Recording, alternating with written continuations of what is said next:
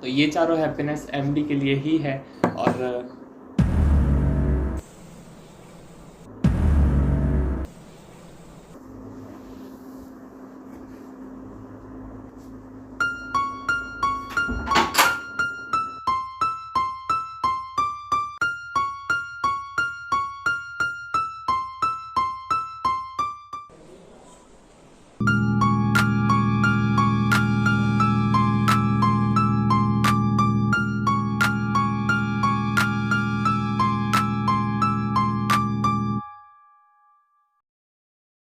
अब श्री राम है तो उनके भक्त पीछे कहाँ रहेंगे।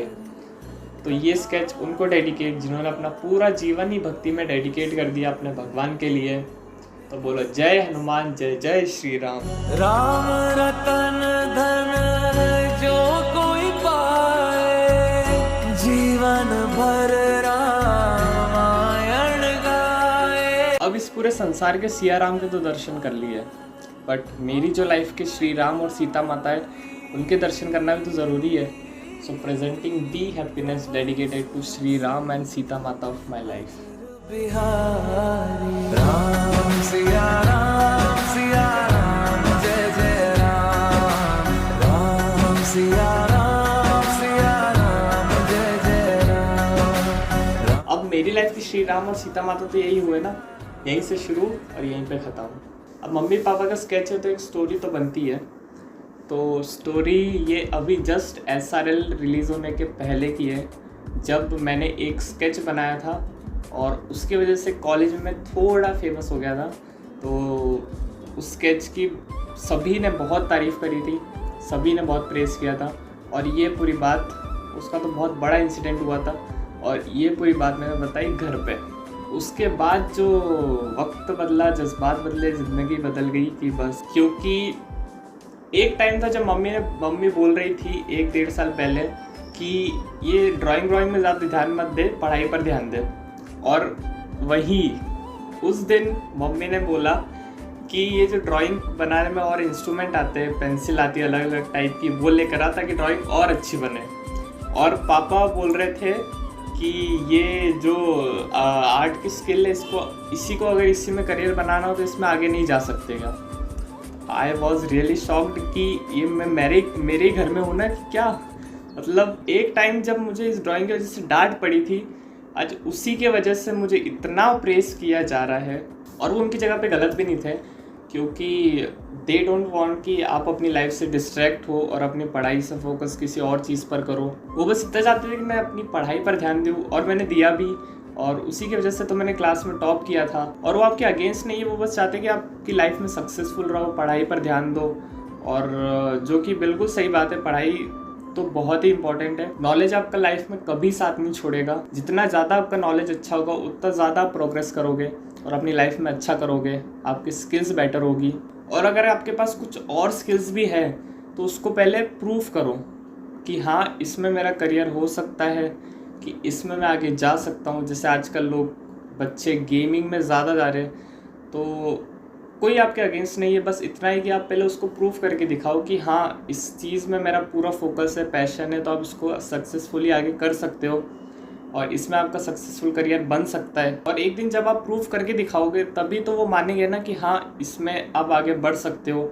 क्योंकि वो आपका बुरा कभी नहीं चाहते, वो बस चाहते हैं कि आप हमेशा लाइफ में खुश रहो और आगे बढ़ो, प्रोग्रेस करो, अर्न करो अच्छा। उनको बस आपको ग्रो करते हुए देखना है और खुश देखना है, दैट्स इट। और SRL के बाद तो बहुत लोगों ने बोला था और अभी भी बहुत बोल रहे हैं कि इस स्केचिंग में आगे करियर बना सकता है, क्योंकि ऐसी स्किल्स बहुत कम लोगों के पास होती है। बट मैं ये नहीं बोल रहा कि हाँ, मैं ये ही करूँगा, बट मैं ये भी करूँगा।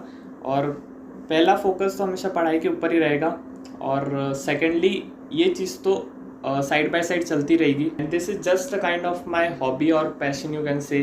सो गिव अप कभी नहीं करूँगा, ट्राई तो बिल्कुल करूँगा। I will die fighting but I will never stop, because इस चीज़ की वजह से मुझे हैप्पीनेस मिलती है। जब लोगों को उनके स्केचेस देख के जो उनके रिएक्शंस होते हैं, जब वो खुश होते हैं तो उनको देखकर मुझे भी खुशी होती है। And this I do only for happiness. And I promise, अभी तो ये सिर्फ एक स्मॉल स्केल पर ही है, but with time I will take it to the next level. और स्केचिंग को एक बहुत ही बड़े स्केल प्रोजेक्ट में कन्वर्ट करूँगा। एंड दैट डे सिर्फ मुझे ही नहीं, जो भी लोग इसको देख रहे हैं सबको हैप्पीनेस मिलेगी।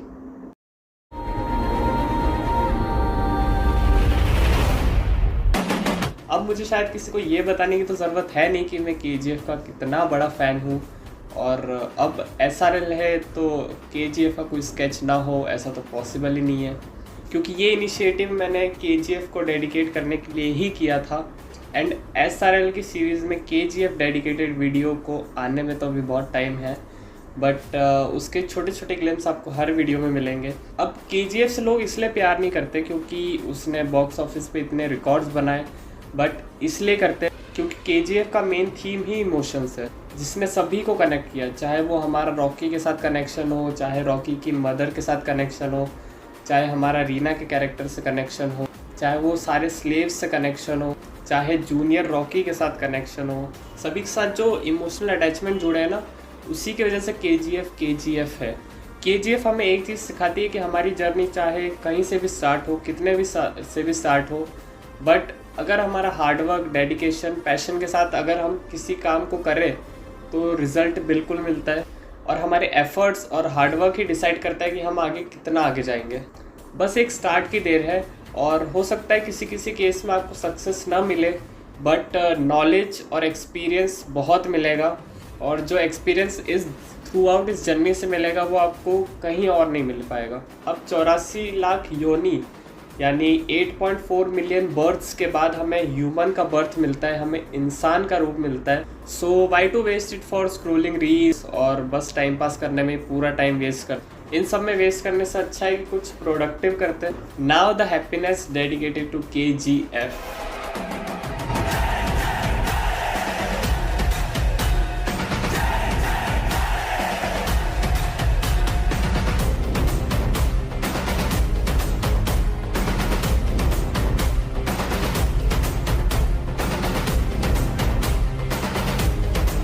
ये KGF के डायरेक्टर प्रशांत नील, ये KGF के lead actress Srinidhi Shetty as Reena, and ये मदर प्रॉमिस वाला scene to Rocky, and this of course Yash sir as Rocky भाई। अब मुझे किसी को ये बताने की ज़रूरत तो है नहीं कि मैं KGF का कितना बड़ा फ़ैन हूँ। KGF तो दिल में है, एंड मुझे कोई स्पॉइलर नहीं देना, बट आगे बहुत कुछ बड़ा आने वाला है। छोटी सी जान जिसने अभी बस दुनिया देखी ही थी, एक नन्ही सी परी के समान थी। आसमान देखकर उड़ान भरने ही वाली थी, पर पता नहीं क्यों पंख खुले ही नहीं।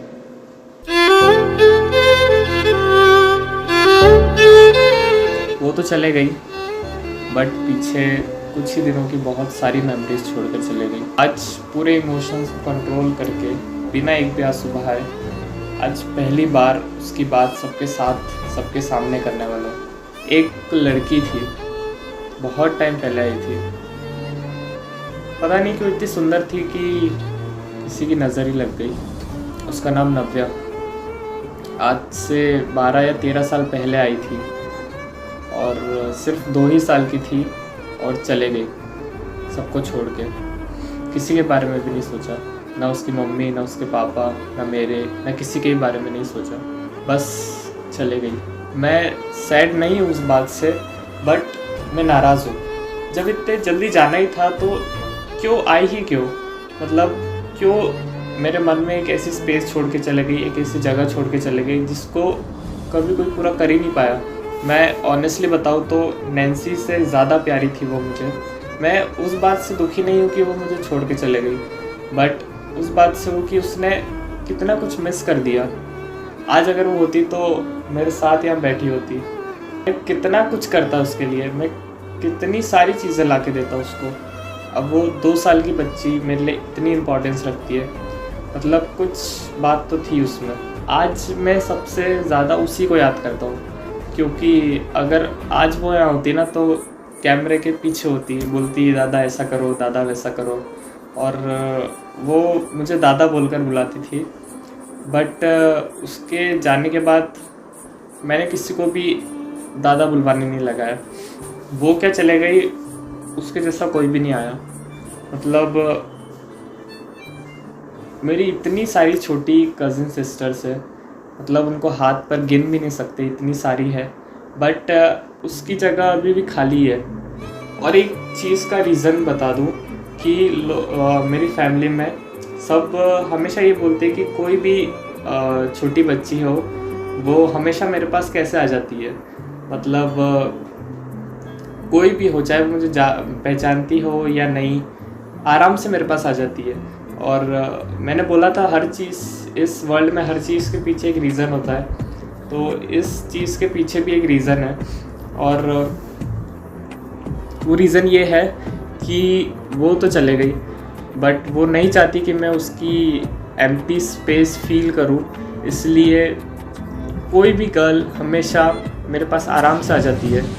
मतलब जो बेबी गर्ल्स है ना, उनसे मेरा अलग ही कनेक्शन है, बट कितनी भी आ जाए उसकी जगह अभी तक तो किसी ने भी नहीं ली, उसकी जगह अभी भी खाली है और शायद हमेशा खाली रहेगी।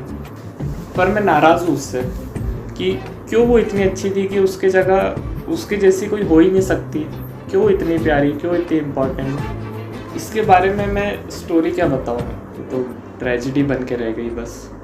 बट एक बार ऐसा हुआ था कि रात के 10-11 बज रहे होंगे और वो घर पे बहुत रो रही थी, मतलब कि किसी से भी चुप ही नहीं हो रही थी, ना उसकी मम्मी, ना पापा, ना कोई आ जाए। तब चाची ने मुझे फ़ोन करा और बोला कि पीयूष को जल्दी भेजो, वो चुप ही नहीं हो रही है, वो आएगा तो शायद चुप हो जाए। तो फिर मैं तो सो रहा था, लेकिन फिर उठ के गया और जैसे ही मैं गया मेरे पास आकर वो चुप हो गई। मतलब ऐसा था कि वो उसके मम्मी पापा को बिना देखे एक दिन रह सकती थी, बट मुझे देखे बिना एक दिन नहीं रह सकती थी। मैं भी रोज़ सुबह जल्दी उठ के स्कूल जाकर फटाफट जल्दी से घर आता था ताकि उसके पास जा सकूँ, उससे मिल सकूँ। मैं यहाँ से अपना बैग पैक करके चाची के घर पे जाता था होमवर्क सब लेकर, और वहीं पे उसको खिलाता, वहीं पे होमवर्क करता, वहीं पे हम सब मस्ती करते, नैन्सी में और वो। मैं तो बहुत छोटा था, तो साइड वाले टेरेस पर खेल रहा था, तो कोई बुलाने आता मुझे और बोलता कि जल्दी जल्दी जा, सब बुला रहे थे को। मैंने सोचा ठीक है जाते, बुला रहे होंगे। मैंने नीचे देखा कि बहुत सारे शूज़ वगैरह रखे हुए थे, तो मेरे मन में आया कि इतने सारे लोग क्यों आए घर पर। फिर मैं ऊपर गया और मैंने देखा कि सब वहाँ पे रो रहे, और एक सामने कोई बैठा था, वो तो सबसे ज़्यादा रो रहा था। वो मेरे पापा थे और मैं उनके पास गया तो एक हाथ से उन्होंने मुझे पकड़ा और दूसरे हाथ से वो नीचे इशारा करते और रो ही रहे थे। तब मेरा नीचे ध्यान गया, तब मैंने देखा कि वो सोई हुई है, बट नाक में रुई, ऊपर सर पे वाइट कपड़ा, ऊपर वाइट कलर की चादर। मैंने सोचा ये ऐसे क्यों सोई है, इसको ऐसे क्यों रखा हुआ है। मैंने ध्यान से देखा, वो नव्या ही थी। तो ऐसा मैंने कुछ रियल लाइफ में तो देखा नहीं था, बस टीवी पर देखा था, और पहली बार ऐसा सामने देख रहा हूँ। तो मैं पता नहीं क्या, मैं 7-8 साल का था तब। मुझे रियलाइज़ ही नहीं हुआ कि मैं उसको लास्ट टाइम देख रहा हूँ। मुझे लगा ठीक है आ जाएगी वापस, बट और नीचे चाची चेयर पे बैठी हुई थी, एकदम शॉक्ड, कुछ भी नहीं बोल रहे थे। और मुझे याद है कि उनके ऊपर लोग पानी डाल रहे थे। फिर नव्या को जब उनके सामने से ले जा रहे थे तो वो बहुत रो रही थी, बहुत बोल रहे थे कि मत जाने दो इसको, मत। मुझे यही 2-4 सीन ही याद है उस टाइम के। फिर एक टाइम आया अप्पा जी का। पता नहीं क्यों जो लोग मेरी लाइफ में सबसे ज़्यादा वैल्यू रखते वही हमेशा दूर हो जाते हैं। इसलिए उसके बाद से जो मेरी लाइफ में बहुत वैल्यू रखता है, मैं मन में तो उनके लिए बहुत रिस्पेक्ट करता हूँ, मेरे लिए बहुत इम्पॉर्टेंट है, बट कभी सामने दिखाता नहीं, कि बस मन में यही डर रहता है कि कहीं वो भी दूर ना हो जाए। तू देख रही है ना ऊपर से, कितना कुछ मिस कर दिया तूने। आज कितने लोग देख रहे तेरे दादा को। मैं नहीं बनाने वाला था इसका स्केच, मैं बहुत नाराज़ हूँ उससे, बट पता नहीं क्यों ऐसा लगा कि वो, मुझे ऐसा मन में फील हुआ कि वो बोल रही है कि दादा प्लीज़ बना दो ना मेरा भी स्केच।